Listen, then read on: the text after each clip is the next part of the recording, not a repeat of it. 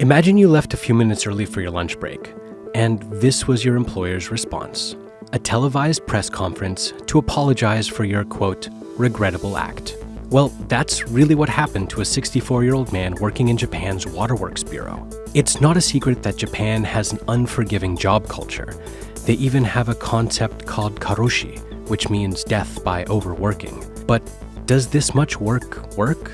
Do long hours equal higher productivity? And how hard should we really work? First, let's take a look at why we have an 8-hour workday to begin with. It seems that it all started with the Industrial Revolution. In the late 18th century, factories needed employees working almost 24/7 to maximize their output, and the 10 to 16-hour workday became standard. But then Robert Owen, a Welsh textile manufacturer and utopian socialist, came along and suggested the 8-hour workday, with a campaign saying 8 hours labor, 8 hours recreation, 8 hours rest. And not much later, Henry Ford implemented the idea, which meant a steep rise in productivity and impacted how other companies put people to work. But famous economist John Maynard Keynes believed even the 40-hour work week wouldn't last forever.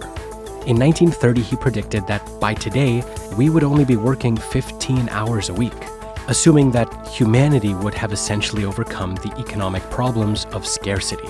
Although it is true that we globally have more wealth than we had in the past, but the situation is far from Keynes' predictions. So how long should we work for maximum productivity? Is there a magic number?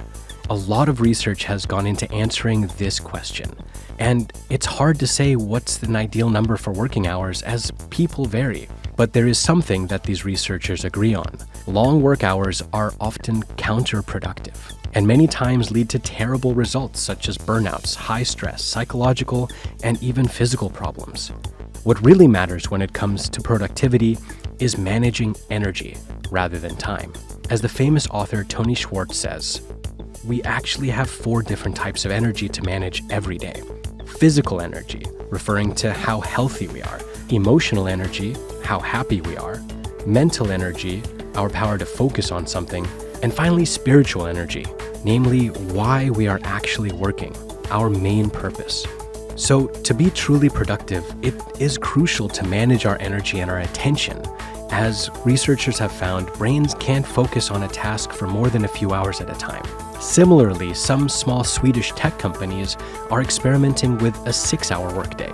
And for the past 2 years, they've reported that this strategy resulted in happier and healthier workers and no loss in production. A different survey in 2016 says that an average UK employee works for only about 3 hours over the course of an 8-hour workday. The rest of the time is spent doing other things, like eating, socializing, or reading the news. Meanwhile, long working hours have other costs as well, like the expenses of running an office, or machinery, or other stuff such as heating, lights, and ventilation. So again, the research seems to show that working long hours doesn't necessarily give better results for any business.